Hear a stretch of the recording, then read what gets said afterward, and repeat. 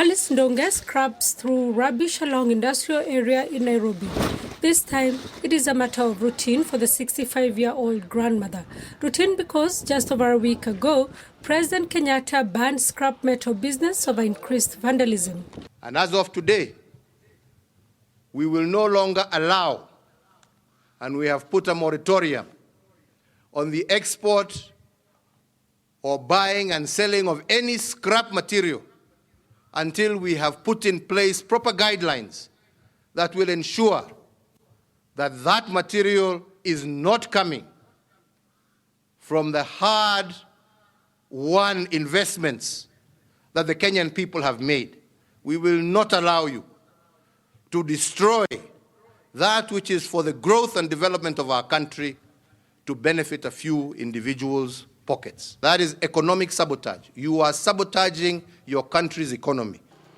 The decision by Kenyatta, two cabinet secretaries told SABC, did not come easy. 2 weeks ago, a breakdown in a power transmission line linked to vandalism left much of the country in darkness.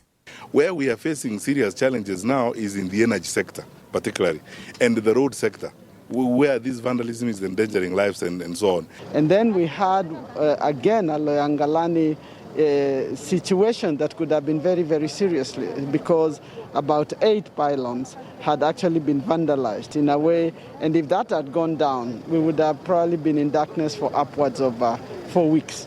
The entire country. And this is the scrap metal is related Well, to scrap presumably, I don't know. But yes, we have initial investigations. We have found yards that are holding scrap metal that resembles the metal that is used in the pylons. And these are being investigated. A number of government agencies are engaged with it. So if we were to take that as a sample, it's a matter of concern. But outside scrap metal dealers' yards, now tightly locked, we meet those who bring scrap metal to the yards as well as some of the dealers. They deny that they have been involved in any form of vandalism. Their greatest fear now is that the business that has fed them for years may be no more.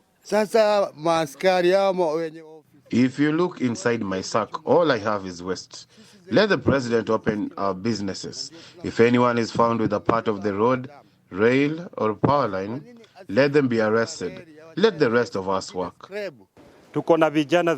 have about 300 people who have depended on this business. Now, since the president closed this business, they have no other source of income. And remember, we are still feeling the effects of COVID-19. The vandalism is not limited to power cables. We took a drive through some of Nairobi's newly built roads. This is the Eastern Bypass. It is less than 20 years old, and this is what greeted us: missing guardrails as well as barriers. On the day we arrive here, we find freshly cut off barriers. Bystanders say sometimes the vandals steal at night, other times in broad daylight. Isaiah Mogambi, who for years worked as a security officer at a local telecoms company, says vandalism involves a web of cartels that go all the way to the top, and it is big business. It's done by even senior people in the government, politicians, and it's a big business. Mogambi says there is a ready market at home and abroad, making it lucrative. We don't mind copper, but you can be surprised to learn that Kenya exports scrap copper to China. And even metallic materials. Why? Because there's an unsatisfied appetite of metallic and copper or related materials to China. You know, China is it's the world industrial hub today.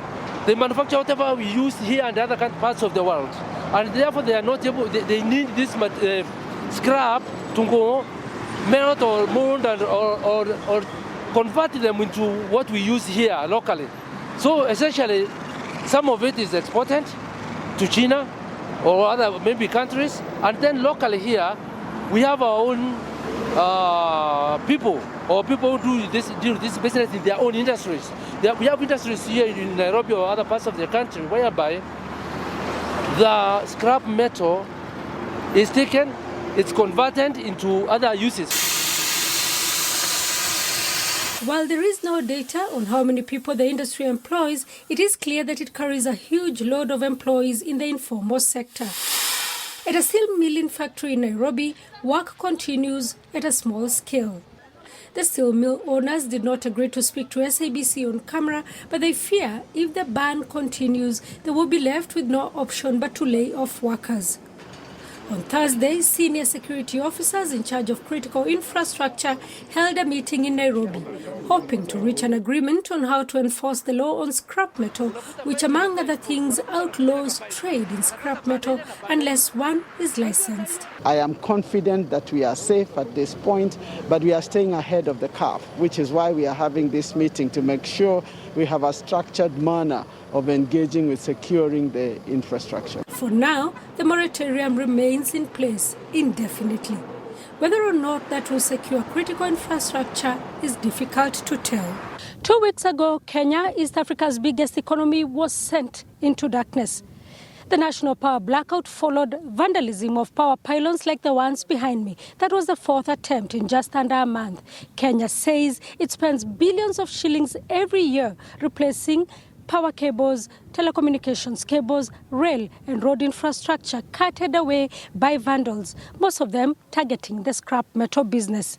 It is that business that President Kenyatta now says must stop until proper regulations are put in place.